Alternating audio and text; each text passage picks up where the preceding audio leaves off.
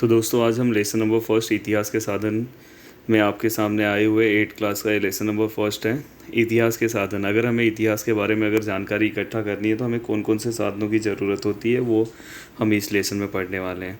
सबसे पहले मैं लेसन स्टार्ट करने के पहले मैं हमेशा क्वेश्चन आंसर पे जाता हूँ। हमें पहले ही अगर पता होगा कि किस टाइप के क्वेश्चंस आते हैं तो हम जब हम रीडिंग करेंगे तो हमें आंसर मिल सकता है। इतिहास के साधनों में डैश साधन आधुनिक तकनीक विज्ञान पर आधारित है। तो इतिहास के साधनों पर ऐसा कौन सा साधन है जो आधुनिक तकनीकी विज्ञान पर आधारित है, मतलब कि जो आधुनिक आधुनिक मतलब मॉडर्न, तकनीक मतलब टेक्नोलॉजी, मतलब मॉडर्न साइंस टेक्नोलॉजी पर आधारित है। लिखित है कि मौखिक है, मतलब जो मॉडर्न टेक्नोलॉजी साइंस है वो किसके ऊपर डिपेंड है। पुणे के डैश गांधी स्मारक संग्रहालय में गांधी जी के जीवन विषय में जानकारी प्राप्त होती है। 20वीं शताब्दी के आधुनिक तकनीकी विज्ञान का एक अनूठा आविष्कार है। अंग्रेजों के शासनकाल में समाचार पत्र सामाजिक पुनर्जागरण के रूप में भी कार्य कर रहे थे। मतलब अंग्रेजों के शासनकाल में समाचार पत्र का क्या रोल था उसके बारे में आपको अच्छे से आंसर पढ़ना है। आधुनिक भारत के इतिहास का अध्ययन करने हेतु चित्र फीते अर्थात फिल्में अत्यंत विश्वसनीय साधन माने जाते हैं। मतलब अगर हमें आधुनिक भारत का इतिहास का अध्ययन करना है तो हमें चित्र फीते अर्थात फिल्में, मतलब फिल्मों के बारे में फिल्म बहुत ही इम्पोर्टेंट होते हैं जिससे हम आधुनिक भारत के बारे में अच्छे से हम स्टडी कर सकते हैं। नेक्स्ट है छायाचित्र और वस्तु संग्रहालय और इतिहास, और लास्ट थर्ड है श्रव्य साधन, और चौथा तालिका है भौतिक साधन कौन कौन से हैं।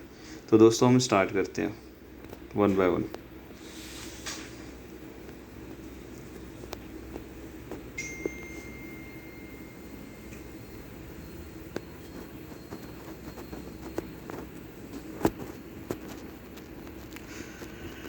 हमने प्राचीन और मध्य युगीन भारत के इतिहास का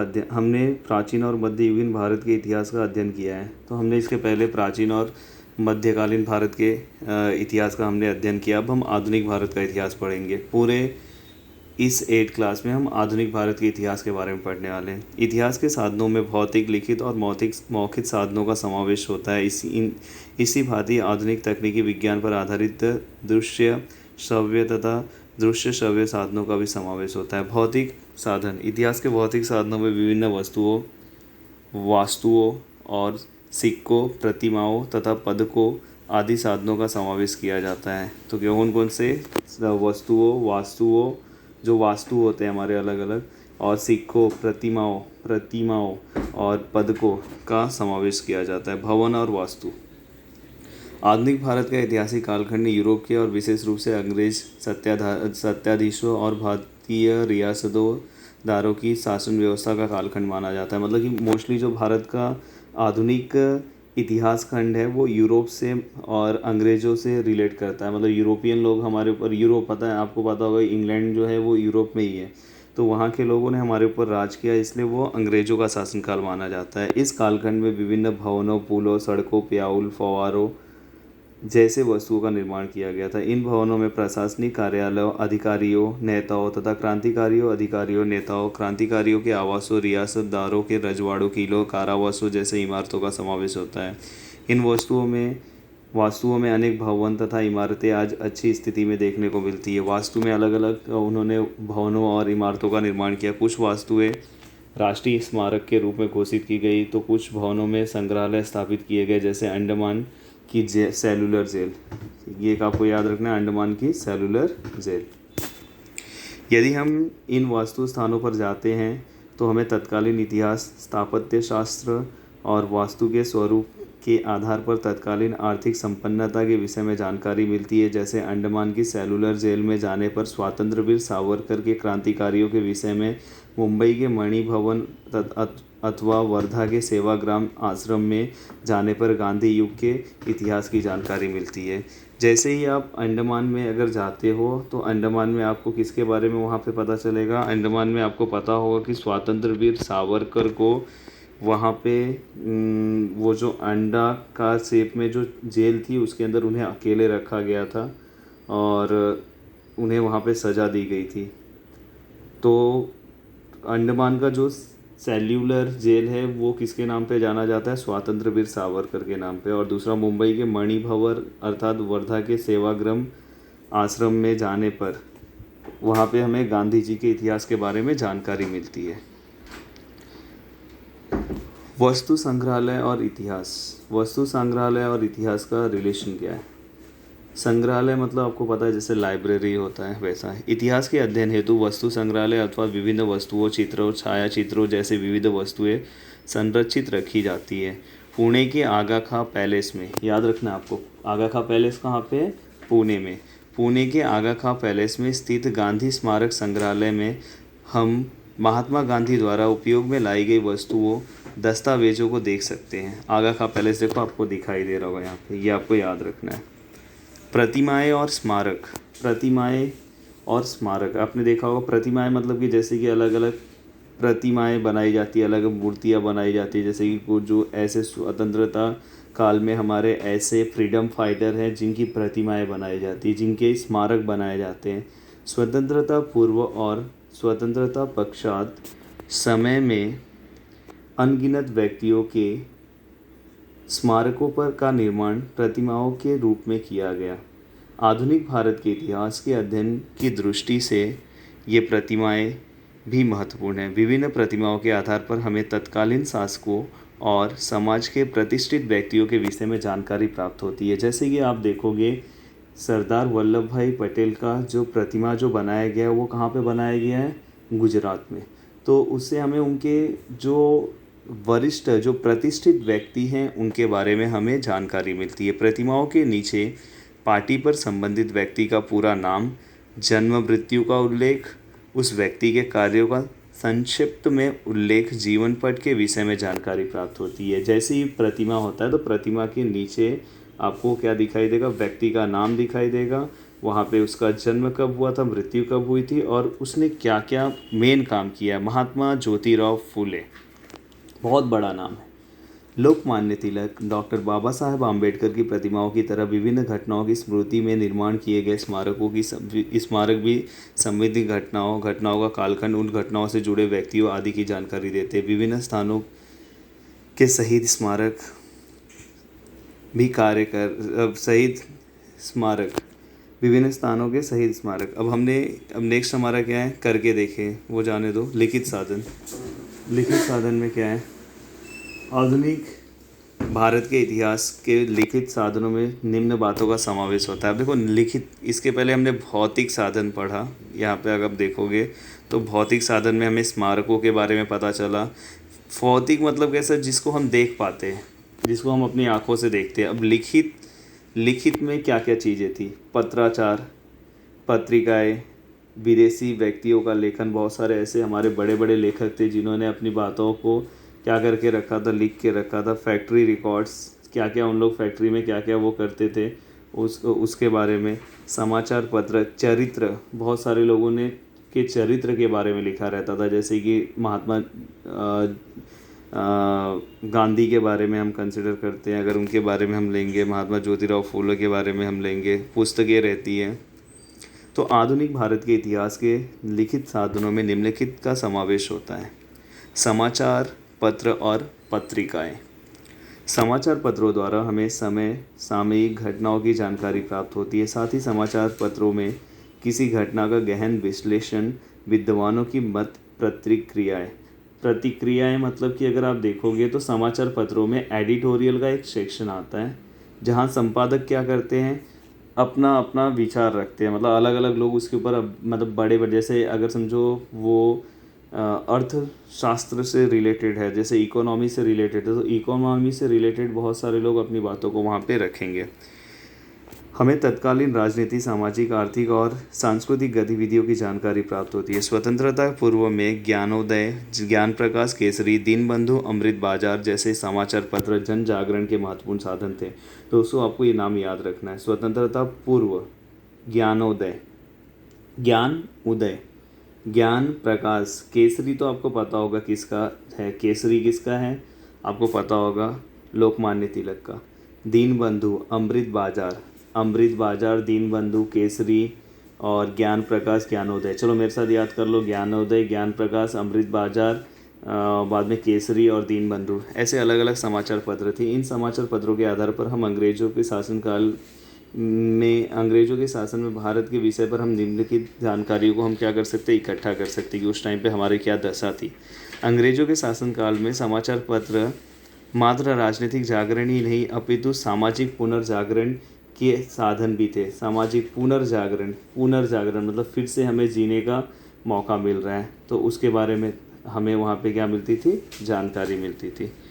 तो यहाँ पे आपको हो गया। नेक्स्ट, हाँ, विष्णु शास्त्री चिपलूणकर, आपको ये नाम याद रखना है। विष्णु शास्त्री चिपलूणकर ने मासिक पत्रिका निबंधमाला में लोकहितवादी उर्फ गोपाल हरि देशमुख ने, देखो ये आपको याद रखना है, विष्णु शास्त्री चिपलूणकर का कौन सा है, निबंधमाला। हमने इसके पहले पढ़ा ना, अमृत बाजार, दीनबंधु, बाद में ज्ञानोदय, और ऐसे अलग अलग हमने पढ़ा। तो जिसमें विष्णु शास्त्री चिपलूणकर ने कौन से, उनका मासिक मतलब महीने में एक उनकी पत्रिका आती थी जिसका नाम क्या था, निबंधमाला।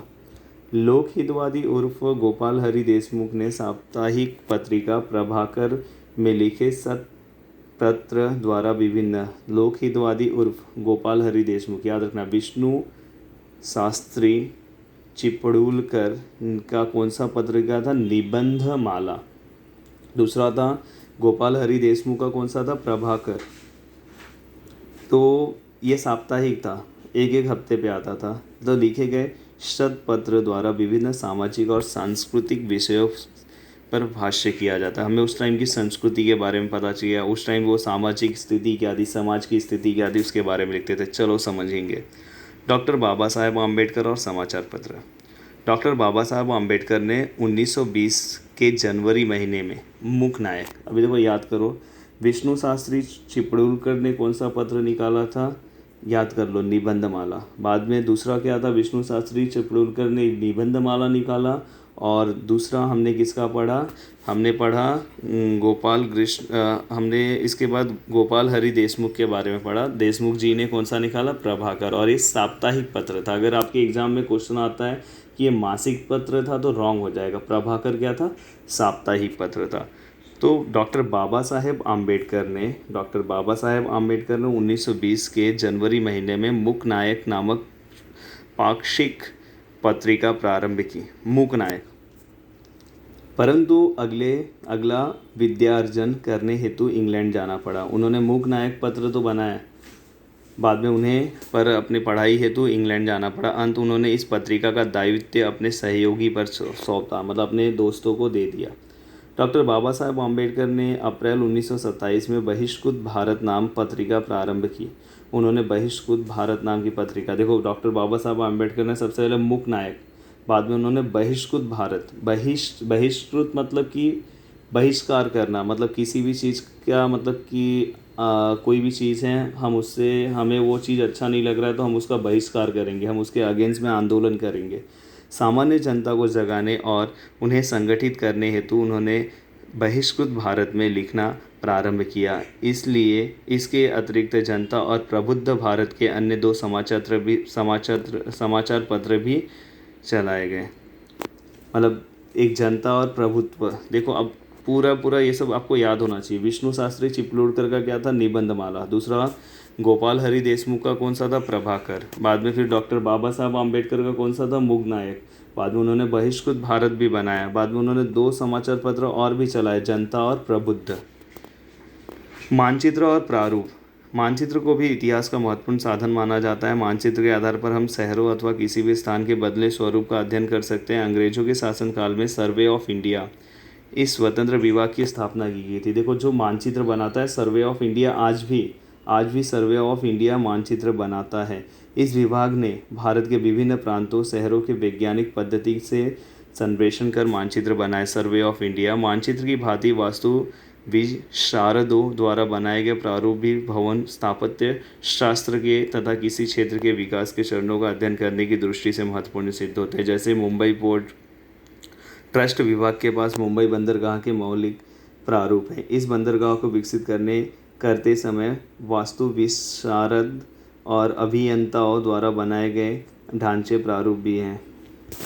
मौखिक, अभी हमने देखो सबसे पहले भौतिक पढ़ा। हम भौतिक मतलब हम क्या क्या चीज़ों को देख सकते हैं, जैसे वास्तु प्रतिमाएँ हो जाती है, भवन हो सकते हैं, स्मारक हो सकते हैं। बाद में हमने लिखित पढ़ा। लिखित में समाचार पत्र हो गए, अलग अलग पत्रिकाएं निकलती थी, वो सब हो गए मौखिक। मौखिक में लोकगीत हो गया, लोक कथाएँ हो गई, पोवाड़े हो गए, मतलब शौर्यगान मतलब जैसे कि झांसी की रानी लक्ष्मीबाई के बारे में अलग अलग शौर्य गाथाएँ होती कि मतलब उन्होंने कैसे अपने विजय को हासिल किया था। साक्षात्कार मतलब जैसे हम इंटरव्यू लेते हैं, नाटक जलसे, ओविया नाटक हम करते हैं ना, नाटक मतलब घर वाला नाटक नहीं, नौटंकी नहीं, नाटक मतलब किसी भी चीज़ पे हमें ऐसा एक्ट करके ऐसा एक नाटक तैयार करना है जिससे लोगों को उससे कुछ मैसेज मिले। स्फूर्ति गीत मतलब कि ऐसा गीत जिससे हमें एक एनर्जी मिले। आधुनिक भारत के इतिहास के मौखिक साधनों में निम्न साधनों का समावेश होता है। स्फूर्ति गीत सबसे पहले स्वतंत्रता आंदोलन के समय अनगिनत स्फूर्ति गीत रचे गए। उनमें से कई स्फूर्ति गीत लिखित स्वरूप में उपलब्ध थे, परंतु अनगिनत अप्रकाशित स्फूर्ति गीत स्वतंत्रता सेनानियों को कंठस्थ थे। जैसे कि अगर आप देखोगे आज भी अगर बॉर्डर पे लड़ाई होती है तो हमारे जो सोल्जर हैं वो वंदे मातरम, माँ तुझे सलाम, तो ऐसे अलग अलग गानों को क्या करते हैं अपने मन में कदम कदम बढ़ाए जा। तो ऐसे ये सब क्या है, स्फूर्ति हमें एक एनर्जी देने का काम करते हैं। तो स्वतंत्रता सेनानियों को ये सब गीतें याद थी। दूसरा है पोवाड़े। पोवाड़े मतलब शौर्यगान मतलब जैसे कि किसी ने कोई विजय, जैसे कि अभी कारगिल का युद्ध है तो कारगिल के युद्ध से रिलेटेड अगर कोई गाना आता है तो हमें अपने आप एक एनर्जी आती है, फिर हमारे सामने कोई अगर दुश्मन भी आ जाए तो हम लोग उसको बचने नहीं देंगे। पोवाड़ों के माध्यम से किसी घटना अथवा व्यक्तियों के कार्यों की जानकारी प्राप्त होती है। अंग्रेजों के शासनकाल में स्वतंत्रता युद्ध विभिन्न क्रांतिकारियों के शौर्य का प्रदर्शन पर आधारित पोवाड़े रचे गए। इन पोवाड़ों का उपयोग लोगों में चेतना, प्रेरणा निर्माण करने के लिए किया गया। स्वतंत्रता युद्ध के समय ही सत्य शोधक समाज द्वारा किया गया शोषित वर्ग का जागरण, संयुक्त महाराष्ट्र का संघर्ष जैसी घटनाओं पर आधारित पोवाड़े रचे गए। दृश्य श्रव्य साधन। वर्तमान समय में तकनीकी विज्ञान के विकास के फलस्वरूप फोटोग्राफी, ध्वनि मुद्रण, फिल्म आदि कलाओं का विकास हुआ। इसके द्वारा निर्मित छायाचित्रों, ध्वनि मुद्रणों, रिकॉर्डिंग जिसे हम ध्वनि मुद्रितों मतलब रिकॉर्डो, फिल्मों का उपयोग करके हम इतिहासों के साधन के रूप में किया है। छायाचित्र मतलब फ़ोटो, तो फ़ोटो भी एक मौखिक साधन के बहुत बड़े एग्जाम्पल है। बाद में ध्वनि मुद्रित रिकॉर्डर्स मतलब कि जो पूरे रिकॉर्डिंग को क्या करती है रख के, जैसे किसी के आवाज़ होंगे, कुछ बातें होगी, वो हम रिकॉर्ड करके रखते हैं, तो ये भी एक इतिहास का बहुत ही इम्पोर्टेंट साधन है। जैसे कि रविंद्रनाथ ठाकुर ने क्या लिखा था, जन गण मन अधिनायक जय है, भारत भाग्य विधाता। राष्ट्रगीत तथा अथवा सुभाष चंद्र बोस ने के दिए हुए वक्तव्य अगर आप देखोगे तो ऐसे बहुत सारे, आपने सुना होगा लाल बहादुर शास्त्री का जय जवान जय किसान।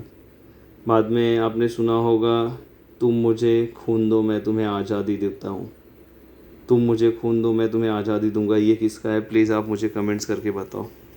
फिल्म आधुनिक तकनीकी विज्ञान का अनूठा आविष्कार माना जाता है। मतलब फिल्म को भी आधुनिक तकनीकी विज्ञान का अनूठा आविष्कार माना जाता है। 20वीं शताब्दी में फिल्म के तकनीकी विज्ञान में बड़ी मात्रा में उन्नति हुई। 1913 में दादा साहेब फाल्के ने भारतीय फिल्म इंडस्ट्री की नींव रखी। आपको याद रखना है, ये क्वेश्चन बहुत सारे एग्जाम में पूछा गया है कि किसने भारतीय फिल्म इंडस्ट्री की नींव रखी, तो 1913 में दादा साहेब फाल्के ने। भारतीय स्वतंत्रता युद्ध में दांडी यात्रा, नमक आंदोलन, भारत छोड़ो आंदोलन जैसे ऐतिहासिक घटनाओं के ध्वनि चित्रफीते उपलब्ध हैं। इन चित्रफीतों के कारण घटित घटनाओं पर हम ज्यों का त्यों देख सकते हैं। मतलब ये सब हम फिल्मों के माध्यम से देख सकते हैं। प्राचीन और मध्य युग की तुलना में आधुनिक युग के इतिहास का अध्ययन करने में विपुल मात्रा में और विभिन्न प्रकार के साधन उपलब्ध हैं। सही बात है कि प्राचीन काल में इतने सारे साधन नहीं थे और यहाँ पे बहुत सारे हम फिल्म के रूप में भी देख सकते हैं, तो ऐसे अलग अलग रूप में देख सकते हैं। तो दोस्तों यहाँ पे आपको पूरा का पूरा लेसन समझ में आया होगा। एक बार हम पूरा रिवाइज करके अपने माइंड में फिर से बिठा लेते हैं। सबसे पहले भौतिक साधन में क्या क्या आते हैं, भवन और वास्तु। दूसरा आपको क्या दिखाई देगा, प्रतिमाएं। आगा खां पैलेस कहाँ पे, पुणे में है। बाद में स्वतंत्र वीर सावरकर से रिलेटेड कौन सा जेल है, अंडमान के सेलुलर जेल है। बाद में मुंबई में सेवाग्राम आश्रम जो है, मणि भवन है। वर्धा का सेवाग्राम आश्रम है, वो गांधी जी से रिलेट करता है। बाद में इसके बाद हमने पढ़ा लिखित साधन।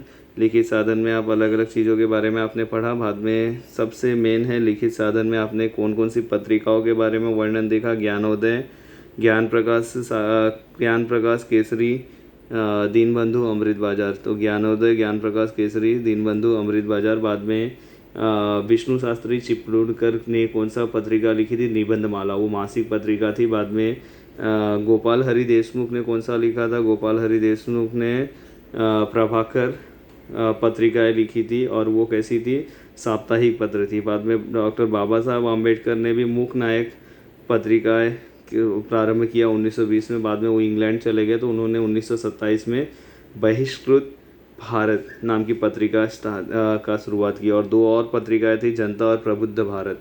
तो यहाँ पे पूरी तरह से ये पार्ट हो गया। बाद में रविन्द्रनाथ, आप रविन्द्रनाथ के बारे में हमने पढ़ा था कि जनगण मन उन्होंने एक मौखिक गीत के रूप में दिया। रविन्द्रनाथ ठाकुर देखो यहाँ पे आपको दिख रहा होगा। तो यहाँ पे दादा साहेब फाल्के 1913 में उन्होंने भारतीय फिल्म इंडस्ट्री की नींव रखी।